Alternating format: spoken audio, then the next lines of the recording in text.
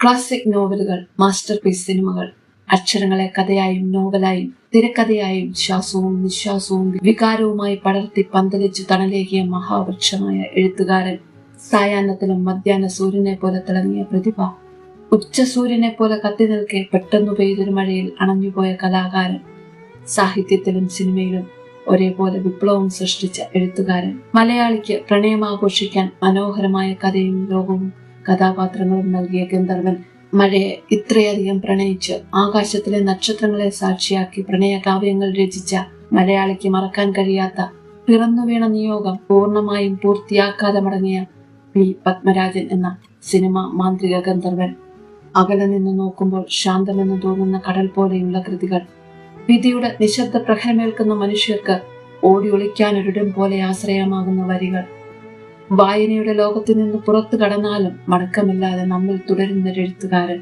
മറക്കുമെന്ന് പറഞ്ഞ് തിരശീലയിടുമ്പോഴും മറക്കാൻ കഴിയാതെ ക്ലാരയുടെ ഓർമ്മകളിൽ ജീവിക്കുന്ന ജയകൃഷ്ണനെ പോലെ മറ്റെന്തിനേക്കാളും നമ്മിലേക്കും ഓർമ്മകളുടെ സുഗന്ധം പരത്തിയ കഥാകാരൻ, സൗന്ദര്യമുള്ള കണ്ണുകളും ചുരുണ്ട മുടിയും അയഞ്ഞ ബോയിൽ ജുബയുമണിഞ്ഞ വിഷാദമൂകനായ കാമുകനെ പോലെ പ്രേക്ഷകരെ മാനസികമായി വേട്ടയാടുന്ന ക്ലൈമാക്സുകൾ കൊണ്ട് സാഹിത്യത്തിലും സിനിമയിലും ഒരേപോലെ വിസ്മയം തീർത്ത ഇതിഹാസം, ജനനത്തിനും മരണത്തിനും ഇടയിലെ 46 വർഷങ്ങൾ കൊണ്ട് ഒരു മനുഷ്യന് നേടാവുന്ന പരമാവധി സ്നേഹം അക്ഷരങ്ങളിലൂടെയും ദൃശ്യങ്ങളിലൂടെയും നേടി വിട ചൊല്ലിയ നക്ഷത്രം, വാക്കുകൾക്ക് പൊൻവിലയുള്ള പകരത്തിനു പകരമായി മറ്റൊരാളെ സങ്കല്പിക്കാൻ കഴിയാത്ത എഴുത്തുകാരൻ, പ്രണയം, രതി, വിരഹം, മാജിക്കൽ റിയലിസം എന്നിവ സമന്വയിപ്പിച്ച് മലയാളികളുടെ ഭാവുകത്വത്തെ മാറ്റിയെഴുതിയ എഴുത്തുകാരൻ, നക്ഷത്രങ്ങളെ കാവൽ, ഉദകപ്പോള, വാടകയ്ക്കൊരു ഹൃദയം തുടങ്ങിയ മികച്ച സാഹിത്യകൃതികളും, തൂവാനത്തുമ്പികൾ, ദേശാടനക്കിളി കരയാറില്ല തുടങ്ങിയ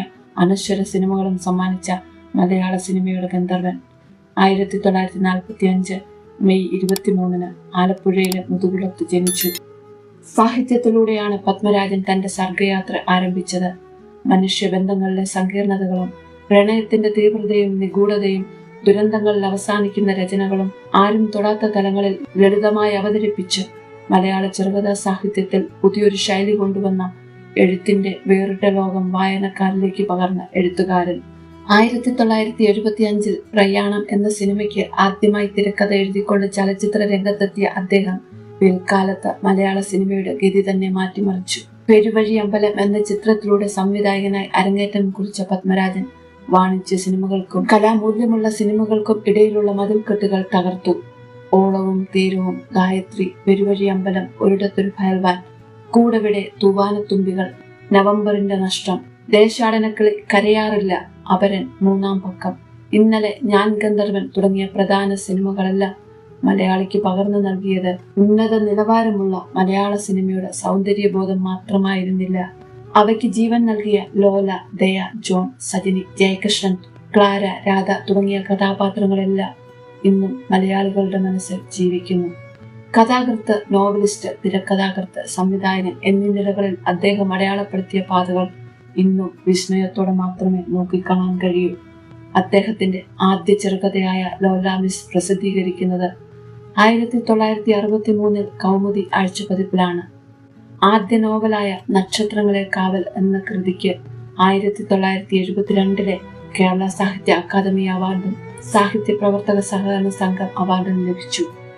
അദ്ദേഹം സംവിധാനം ചെയ്ത ആദ്യ സിനിമ 1979 പുറത്തിറങ്ങിയ അദ്ദേഹത്തിന്റെ തന്നെ കഥയായ പെരുവഴി അമ്പലം ആണ്. മികച്ച പ്രാദേശിക ചിത്രത്തിനുള്ള ദേശീയ പുരസ്കാരവും മികച്ച രണ്ടാമത്തെ ചിത്രത്തിനുള്ള സംസ്ഥാന പുരസ്കാരവും ഈ സിനിമയ്ക്ക് ലഭിച്ചു.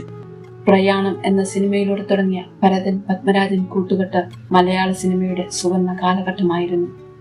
മലയാളത്തിലെ എക്കാലത്തെയും മികച്ച പ്രണയകാവ്യമായ തൂവാനത്തുമ്പികൾ, പ്രണയവും കുടുംബ ബന്ധങ്ങളും മനോഹരമായി കോർത്തിണക്കിയ നമുക്ക് പാർക്കാൻ മുന്തിരിത്തോപ്പുകൾ, നാടൻ പശ്ചാത്തലത്തിൽ മനുഷ്യ സഹജമായ വികാരങ്ങളെ പകർത്തിയ ഒരിടത്തൊരു ഫയൽവാൻ, മുത്തശ്ശനും പേരക്കുട്ടിയും തമ്മിലുള്ള ആത്മബന്ധത്തിന്റെ വികാര നിർഭരമായ കഥ പറഞ്ഞ മൂന്നാം പക്കം, മിത്തും യാഥാർത്ഥ്യവും ഇഴചേർത്ത അവസാന ചിത്രമായ ഞാൻ ഗന്ധർവൻ. ഇത് റിലീസ് ചെയ്ത് ഏതാനും ദിവസങ്ങൾക്ക് ശേഷം 1991 ജാനുവരി 24 പത്മരാജൻ എന്ന ഗന്ധർവൻ ഞാൻ ഗന്ധർവൻ എന്ന പേരിനെ തന്നെ അനർത്ഥമാക്കി ഈ ലോകത്തു നിന്നും മടങ്ങിയത് ആരാധകർക്കിടയിൽ ഇന്നും ഒരു നോവായി അവശേഷിക്കുന്നു.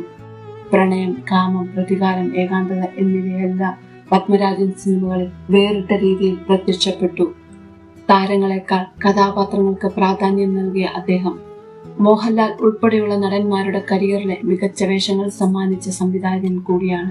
മഴയും പ്രണയവും മലയാള സിനിമയിൽ ഉള്ളിടത്തോളം കാലം പത്മരാജൻ എന്ന പേര് മാഞ്ഞു പോവില്ല. സിനിമയ്ക്കും സാഹിത്യത്തിനും അപ്പുറം ഒരു വികാരമായി ഇന്നും അദ്ദേഹം നമ്മോടൊപ്പമുണ്ട്. ആ വിരൽ സ്പർശമേറ്റ ഓരോ കഥാപാത്രങ്ങളും ഇന്നും മലയാള സിനിമയുടെ സ്വകാര്യ അഹങ്കാരമാണ്. മരണമില്ലാത്ത കഥകളിലൂടെയും പകരം വെക്കാനില്ലാത്ത ദൃശ്യവിസ്മയങ്ങളിലൂടെയും അദ്ദേഹം ഇന്നും ജീവിക്കുന്നു. മലയാളിക്ക് പ്രണയിക്കാനും സ്വപ്നം കാണാനും പഠിപ്പിച്ചു തന്ന ആ മാന്ത്രികന് പ്രണാമം. സുഹൃത്തുക്കളെ, പത്മരാജൻ സിനിമകളിൽ നിങ്ങൾക്ക് ഏറ്റവും പ്രിയപ്പെട്ട സിനിമ ഏതാണ്? അദ്ദേഹത്തിന്റെ സിനിമകളിലെ ഏറ്റവും പ്രിയപ്പെട്ട കഥാപാത്രങ്ങൾ ആരാണ്?